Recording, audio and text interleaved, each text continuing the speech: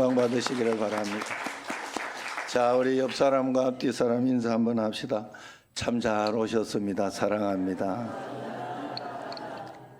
자, 한 번 더 인사하겠습니다. 당신을 뵈니까 천사를 보는 것 같습니다. 이렇게 시작.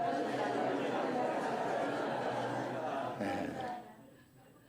자, 오늘 천사가 들어가니까 그래 한번 인사해 봤어요. 자, 오늘 또 이렇게 하나님 앞에서 예배할 수 있다는 거, 오늘 찬양도 공평하신 하나님이 이 작사하신 분이 송명희 시인이라고 여러분 아시죠? 온 몸이 내성마비고 그런데 그분도 왜 공평하다 이렇게 했는가 하면 남이 못 본 것을 자기가 보았다. 그러니까 하나님 앞에 영적으로 영안으로 하나님께서 보여주신 그런 것들, 다른 사람은 또 다른 것을 보지만 나는 하나님이 내게 주시는 그 은혜와 은사를 만나보았다, 이런 뜻이에요. 여러분 각자 자기에게 있는 좋은 것을 꼭 찾아내시기를 바랍니다. 다른 사람 부러워할 거 하나도 없습니다. 나와 하나님이 함께 계시니 내게 있는 장점, 내게 있는 좋은 것을 찾으면 반드시 찾아낼 수 있어요. 그것을 가지고 행복하게 매일매일 살아가야 할 줄로 믿습니다. 우리가 이 세상에 살아가는 동안 시험이 없는 날이 있겠습니까? 문제가 없는 날이 있어요? 코로 숨쉬고 살아가는 사람 가운데 시험 없는 사람이 있냐 이 말이에요. 그런 사람은 제가 늘 말씀했지만 없습니다. 그러나 시험이라는 거, 우리 학교에서 시험 칠 때 시험지를 주면 시험지에는 반드시 그 시험에는 답이 있어요, 없어요? 답이 있지요. 예, 답이 있으니까 시험이 있는 거예요. 하나님께서 우리에게 허락하신 모든 것은 분명히 그 속에 풀 수 있는 해답이 있습니다. 그래서 우리는 언제나 문제를 풀기 위해 있는 것입니다. 우리가 신앙생활을 잘하고 올바르고 바르게 살아가면 시험도 없고 위기도 없을 것이라 생각하지만은 절대로 그렇지 않습니다. 오히려 더 많은 시험과 위기가 있을 수도 있어요. 왜냐하면 믿음이 한자 잘 커지면 시험도 커지는 거예요. 은혜가 한자 높아지면 시험도 한자 높아지는 거예요. 그렇기 때문에 주님 앞에 선 날까지 우리는 겸손하게 주님 앞에 살아야 합니다. 물론 이것은 우리가 시험이라고 이야기하니까 나쁜 것으로 생각하지만 꼭 그런 건 아니에요. 여러분, 우리가 시험이 커진다 이 말은 내가 더 누릴 것이 많아지고 또 더 커지면서 책임질 것도 많아지고 하는 그런 인생살이의 삶을 이야기하는 것입니다. 우리 같은 사람들은 그냥 그렇게 인간이니까, 피조물이니까, 사람이니까 이렇게 시험을 당할 수 있다 이렇게 이야기하지만 예수님께서 시험을 당했다 하는 것은 우리가 이해할 수가 없지요. 하나님의 아들 예수님께서 시험을 당하셨다, 이게 이해가 되냐 하는 거예요. 예수님 앞에 한 주먹거리도 안 되는 사단아 물러가라 하면 그냥 쫓겨나야 하는 사단이 예수님을 시험했다 하는 거예요. 이것이 이해가 되지 않는다는. 그러나 오늘 본문이 굳이 예수님께서 시험을 당하신 것을 이야기하고 우리에게 설명하는 것은 왜 그렇게 했을까? 그것은 바로 이 땅에 살아가는 동안 항상 시험은 있다 하는 것을 우리에게 먼저 가르쳐 준 거예요. 그리고 그 시험이 나쁜 것만은 아니다 하는 것을 설명하고 있어요. 그리고 시험이 올 때, 어려움이 올 때 놀라지 말고 걱정하지 마라. 내가 시험을 이겨냈다. 내가 세상을 이겼다. 이것이 오늘 우리에게 본문이 주시는 말씀 가운데 하나입니다. 에덴 동산 이후에 이 땅은, 에덴 동산까지는 그렇지 않았지만 에덴 동산에서 쫓겨난 이후에 이 땅은 그만 시험촌이 되어버렸어요. 그래서 시험의 지뢰밭입니다. 이 땅은. 예수님이 시험 받으신 이 사건을 다룬 오늘 본문 1절 말씀을 보면 그때에 예수께서 성령에게 이끌려 마귀에게 시험을 받으러 광야로 가사 이렇게 이야기합니다. 성령에게 이끌려 마귀에게 시험을 당했다 이렇게 증언합니다. 아이러니컬한 말씀이죠. 성령에게 이끌리면 이끌리는 거지 또 마귀에게 시험 당하면 당하는 거지, 이 두 개가 함께 공존하고 있다. 참 신기한 말씀이에요. 그리고 11절 결론은 또 이렇습니다. 시험에 승리하니까 마귀는 예수를 떠나고 천사들이 나와서 예수님을 수종들더라 이렇게 이야기를 합니다. 시험을 이기니 천사가 수종들고 있습니다. 예수님께서 시험 당하셨다는 사실도 믿기기 힘들지만은 예수님이 시험 당하신 시기 또한 참 믿을 만하기 어렵다 하는 거예요. 언제 시험을 만났습니까? 1절 보면 그때에 이렇게 이야기합니다. 대관식을 하고 난 바로 그때입니다. 천국에서 이는 내 사랑하는 아들이요 내 기뻐하는 자라 하시니라 하고 막 정말로 이제 대관식을 하고 세상 가운데에서 이제 세상 가운데 하나님의 나라를 위하여 하나님의 뜻을 위하여 성령의 충만함을 입어 세례받고 요단들에서 돌아올 바로 그 시점 누가복음에서 그렇게 설명을 합니다. 예수님께서 성령 충만함을 받고 세례받고 요단강에서 돌아온 바로 그 시점에 시험을 받았다. 오늘 여기 말씀도 보면 3장 17절 마지막에 보면 내 사랑하는 아들이여 내 기뻐하는 자라 하시니라 하고 난 뒤에 그때에 그렇게 하고 난 뒤에 그때에 은혜 충만한 그때에 예수님께서 나사렛에서 목수 생활로 책상 다리를 맞추고 있던 그런 때가 아닙니다. 세례받고 대관식을 거행하고 온 인류를 이제 구원하기 위해서 성령 충만한 마음 가운데 있는 그때에 시험이 왔다 하는 거예요.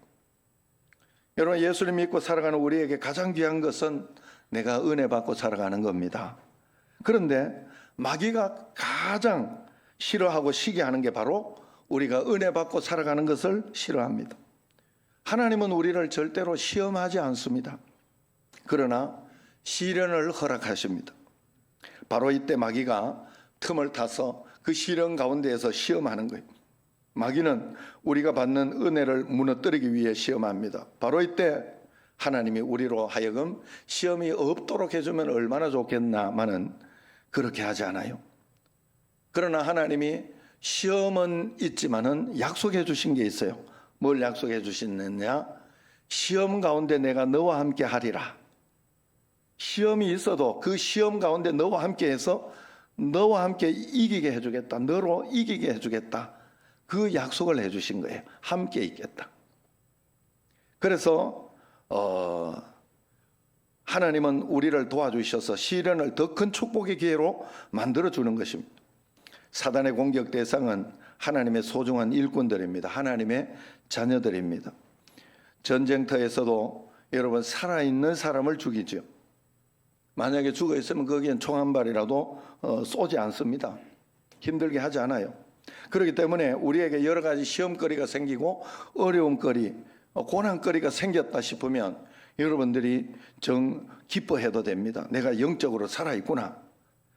하나님께서 나를 인정하고 있구나. 믿음의 사람으로 인정하고 있구나. 그러니 이것을 지금 허락해 놓으셨구나. 이렇게 생각을 하면 됩니다. 그리고 시험 뒤에 하나님께서는 언제나 더 좋은 것을 주시겠구나. 이것을 기대해도 됩니다. 그리고 그 기대를 가지고 살면 돼요. 야고보서 1장 2절에 보면 같이 읽어봐요. 너희가 여러 가지 시험을 당하거든 온전히 기쁘게 여기라. 왜 그래요? 더 좋은 것이 있으니까. 시험을 통해서 더 좋은 것을 만날 수 있으니까 그런 것입니다. 하나님은 보이는 세계와 보이지 않는 세계의 주인입니다.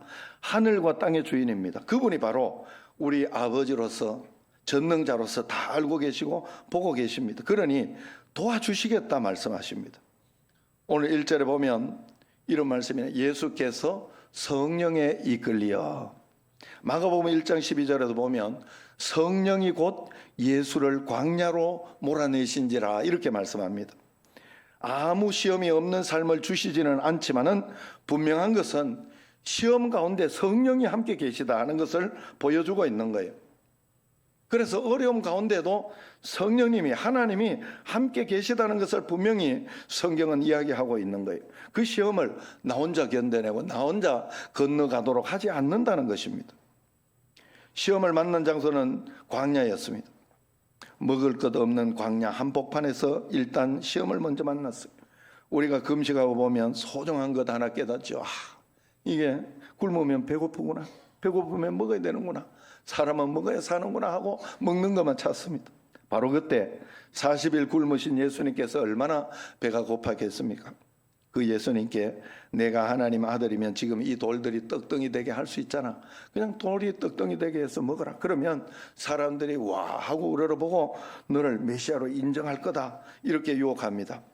문제는 예수님께서 그렇게 하실 수 있다는 게 문제. 그런데 예수님은 그렇게 하지 않았습니다. 왜? 그렇게 예수님이 하고 나면 세상 사람들의 모든 우선순위는 그렇게 바뀌어 버리기 때문에 그래요. 다 예수님을 따라가기 때문에 우리도 이 땅에서 늘 세상 우선, 사람 우선, 먹는 거 우선 이러면서 살아갈 수밖에 없기 때문에 그렇습니다. 그래서 이런 유혹이 어떤 유혹과 같으냐? 교회에서 돈이 있어야 되지. 예배도 봉사도 기도도 복음 전하는 것도 돈 벌어서 먹고 살만하면 그때 하면 되지. 그렇게 늘 우선순위를 바꾸고 늘 급한 것부터 내 앞에 눈앞에 있는 것부터 해결하게 한다 하는 거예요. 이게 마귀의 시험입니다. 하나님은 우리로 하여금 이 땅의 문제가 성취되고 나면 모든 것이 해결되는 것으로 만들지 않았어요. 하나님은 언제나 하나님 우선이어야 그 다음 문제가 하나하나 해결되도록 그렇게 만드셨습니다. 그래서 우리는 언제나 예배 우선, 기도 우선, 말씀 우선으로 살아내야 됩니다. 그럴 때 하나님께서 그 다음 것을 풀어주시고 지혜를 주신다. 어제 제가 성경을 읽는 이 잠언서 말씀에서 아주 중요한 말씀을 이렇게 읽은 것이 있어요. 그게 어제 보이더라고요. 지혜는 우리로 하여금 살 수 있도록 사는 능력을 주시고 또 이 명철은 우리로 하여금 사는 가운데 어떤 도움을 주고 또 뭐 그런 어떤 말씀이 이렇게 있었어요. 우리가 살아가는 것은 이 땅에 돈만 많이 벌면 될지 이렇게 생각하지만 돈 다 훔쳐갈 수도 있어요. 다른 도둑놈이. 예? 여러분 돈 막 부부가 열심히 시큰 벌고 그렇게 해놓고 난 뒤에 죽을 수도 있어요. 그것 때문에 너무 힘들어가지고. 그렇기 때문에 그게 다 문제. 서울대학교만 가면 모든 문제 해결될 거라 생각하고 그걸 목표로 해가지고 죽으라고 서울대학교 갔는데 문제가 다 해결된 게 아니에요. 서울대학교에서 있는 만큼의 삶을 살아내야 돼요. 내가 좋은 직장만 들어가면 될 것이라 생각하지만 그것으로 해결되는 게 아니에요. 하나님은 더 큰 은혜로 우리에게 주신다는 것을 꼭 믿어야 됩니다. 꼭 알아야 됩니다. 그래서 우리가 하나님 앞에서 늘 주님 앞에 결단을 해야 돼요. 먼저 주님의 손 잡겠다. 아무리 힘들어도 아무리 가난해도 내가 주님의 손을 먼저 잡고 살아가리라. 그렇게 해야 돼요. 우리 선조들의 신앙은 사실 이랬습니다. 그래서 그 옛날에 그 어려울 때 그 힘들 때 철야 예배가 있었고 그 어려울 때 새벽기도 죽어도 빠지지 않는 게 우리의 선조들이었어요. 그래서 지금의 이 나라를 만들어냈어요. 그것을 포기하고 그것을 가지지 못했던 북한은 지금의 그 나라가 돼버린 거예요. 하나님을 버린 나라는 그렇게 돼버린 거예요. 여러분 그러므로 우리가 언제나 하나님 앞에 결단해야 돼. 그런데 요즘은 너무 편해져서 이런 결단을 하지 않는다고 그래요. 그래서 기도하다가 피곤하면 하나님 나 피곤해요. 오늘 좀 쉴게요. 그렇게 이야기하고 하나님도 피곤하시죠. 그만 들어가 쉬세요. 그러고 간다는 거예요. 이게 요즘 그렇다네. 여러분 고난 중에 시험이 와도 우선순위가 바뀌지 않기를 축원합니다. 사단은 절대로 내가 힘들고 어렵다고 고통스럽다고 봐주지 않아요. 자기 발 아래 두고 조금 믿을라 하면 고통 줘서 주저앉히고 또 좀 신앙생활 해볼라 하면 또 어떤 사건을 일으켜가 주저앉히고 그렇게 한다는 거기에 속으면 안 된다는 거. 흔들리면 안 된다는 거. 계속해서 시험이 배고픈 광야에서만 이렇게 온 게 아닌 것이 바로 그 이유예요. 처음 말씀드렸듯이 대관식을 끝내고 짜잔하고 뭔가 하려고 할 때 시험이 왔는 것처럼 5절에 보면 광야에서만 시험이 있은 게 아니에요. 거룩한 성전 꼭대기에서 시험한 것을 볼 수 있습니다. 여러분 아담과 하와는 그 좋은 에덴 동산에서 시험받아 넘어진 거예요. 에덴 동산에 뭐 부족한 것이 있어요. 그런데도 욕심이 들어간 거예요. 사단이 속인 거죠. 제사장 사가라는 천사를 만났음에도 시험에 걸려 넘어져 가지고 말을 못하게 돼버렸어요. 그래서 그것을 통과하고 난 뒤에 말하게 되었죠. 먹을 것이 없는 곳에도 시험이 오지만은 배부를 때에도 시험이 온다는 거예요. 병들을 때에도 시험이 오지만은 건강할 때도 시험이 온다는 거예요. 사업이 어려울 때도 오는 시험이 있지만은 예배 드릴 수 없을 만큼, 기도할 시간도 없을 만큼 바쁠 때에도 만사가 잘 풀릴 때 시험이 온다는 거예요. 결국 그게 더 무서운 시험이라는 사실을 기억해야 됩니다. 그래서 선줄로 생각하는 자는 넘어질까 조심하라, 고린도전서 10장 12절에 말씀합니다. 그렇다면 결론은 분명해요. 잘못되어 힘들어 죽을 때도 시험이 오고, 잘 되어서 너무 평안할 때도 시험이 오는구나 하는 겁니다. 광야에서도 시험은 왔고, 예배드리다가 성전 꼭대기에서도 시험은 왔습니다. 설교하다가도 시험 들 수 있고, 설교 듣다가도 시험 들 수 있어요. 어떤 사람은 제가 말을 하다 보면 목이 타가지고 이렇게 먹잖아요. 이거 가지고도 시험 드는 사람이 있다고 내가 들었어요. 그래가지고 웬만하면 안 먹어야 되는데 이거 너무 타가지고 그래 먹으니까, 여러분들이 시험 들지 말고 이해를 하시면 됩니다. 어떤 사람은 또 앞에 서서 찬양하다가 회중 보고 시험에 들기도 하고, 또 회중에서 찬양을 하다가 시험에 들기도 합니다. 오늘 찬양은 왜 이런 곡이야? 왜 찬양을 저 따위로 해? 또 앞에 있는 사람은 찬양을 하다, 저 인상이 저게 뭐야, 앞에서 찬양할 때 얼굴이 밝아야지, 이런 그런 마음을 가진다는 거예요. 이게 그렇게 해서 그렇게 거룩한 찬양, 그렇게 좋은 곳에도 시험이 온다 이 말이에요. 그 삭 마귀가 틈탄다는 거예요.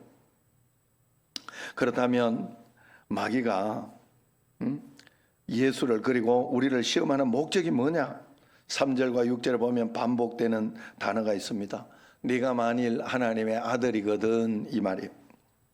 네가 하나님의 아들인데 성공해야지. 기도했는데 성공해야지. 예수님 믿는다고 하면 적어도 이런 것은 좋게 이렇게 되는 거, 그렇게 보여야지. 이게 시험이다 하는 거예요.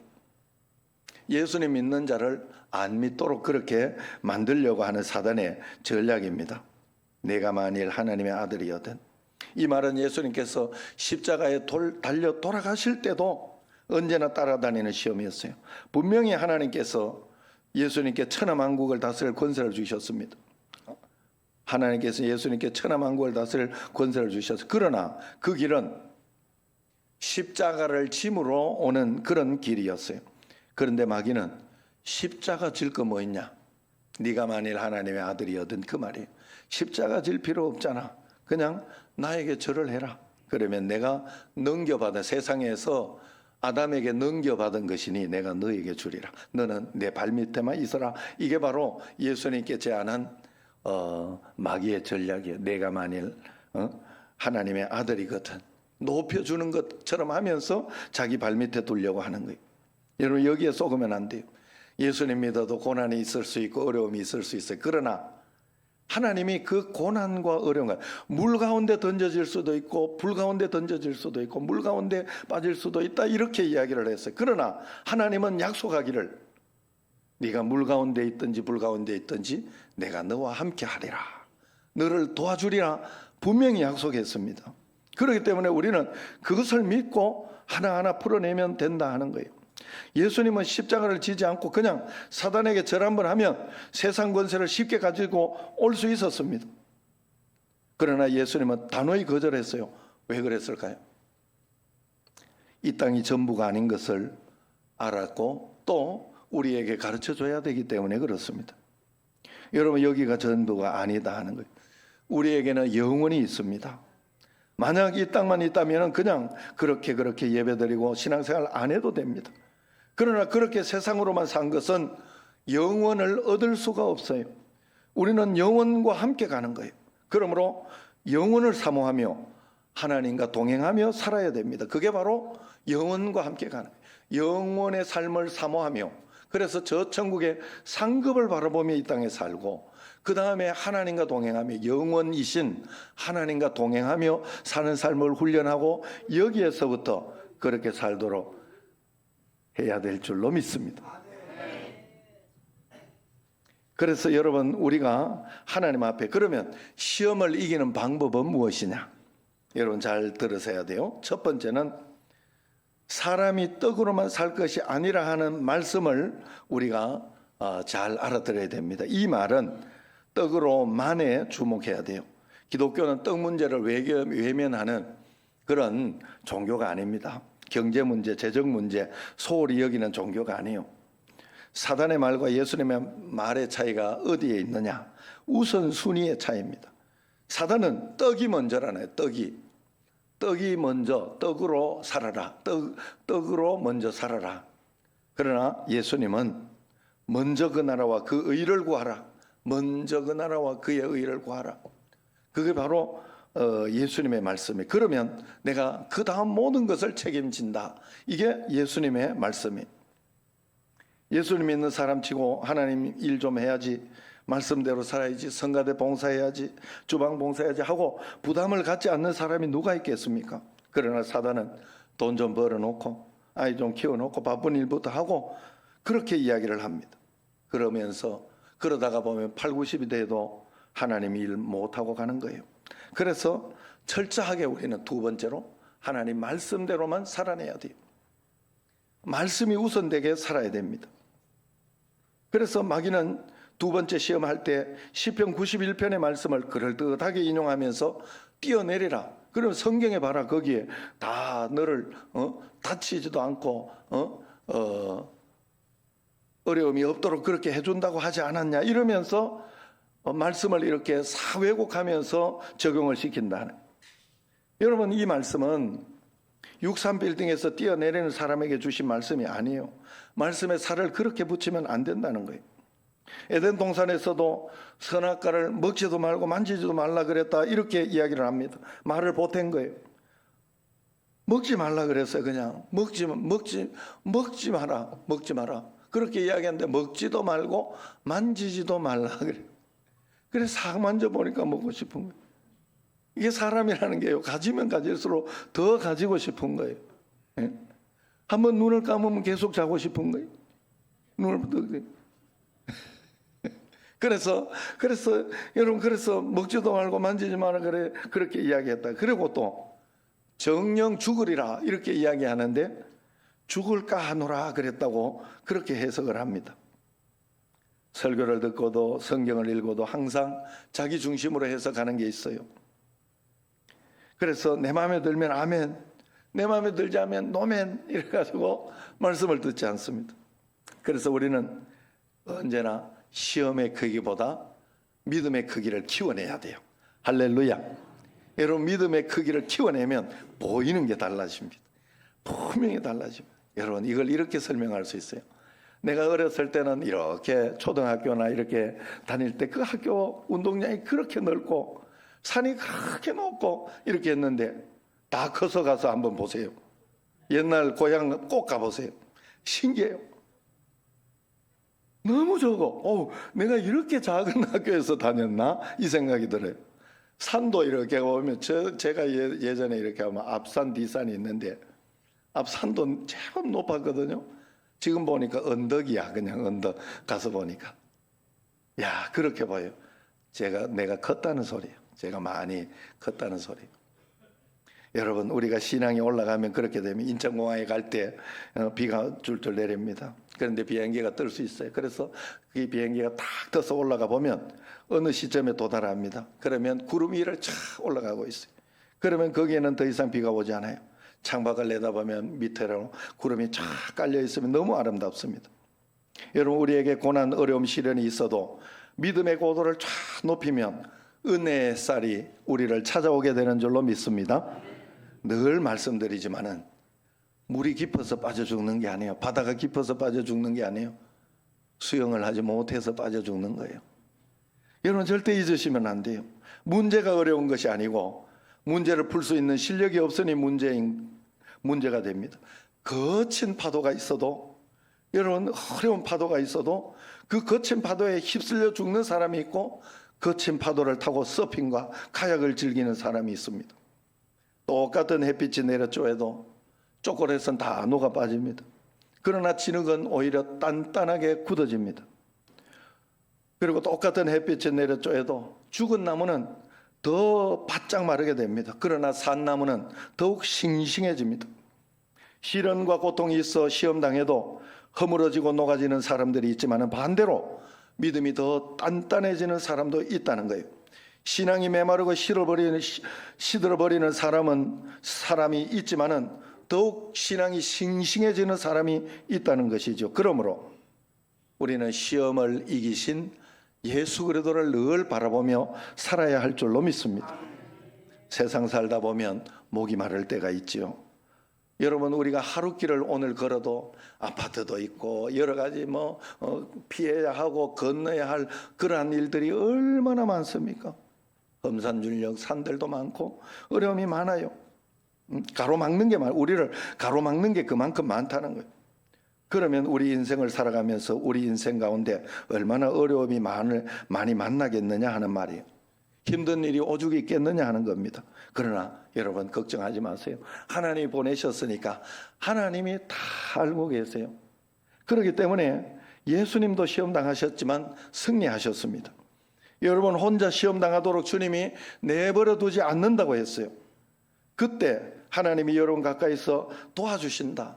더 어렵고 힘들 때는 더 손을 꼭 잡아주시는 게 하나님이시니까 그 주님을 바라보고 그 주님을 만나고 그 주님과 함께 동행하며 가야 할 줄로 믿습니다. 오늘 본문의 결론입니다. 11절 말씀이에요. 같이 한번 읽어봅시다. 이에 마귀는 예수를 떠나고 천사들이 나와서 수종드니라. 자, 이 말은 시험에 이기고 나니까 마귀는 떠나고 천사들이 수종들었다 하는 말입니다. 올해 예수님을 믿고 교회 중직이 되었지만 마귀가 비웃는 사람이 있어요. 반대로 신앙은 어리고 금방 예수님을 믿었지만 말씀을 꼭 붙들고 은혜 붙들고 살면 천사가 받들고 수종하는 사람이 됩니다. 여러분 결단하셔야 돼요. 하나님이 여러분을 도와주실 것입니다. 마귀가 비웃는 신앙인이 되지 말고 천사도 흠모하는 아름다운 신앙인이 되기를 주의 이름으로 축원합니다. 기도하겠습니다. 하나님 아버지, 예수 그리스도께서 강림하실 때 흠없게 보존되는 아름다운 신앙인이 되게 하여 주옵소서.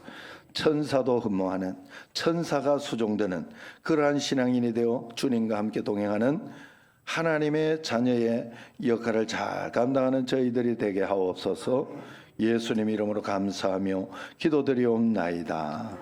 아멘.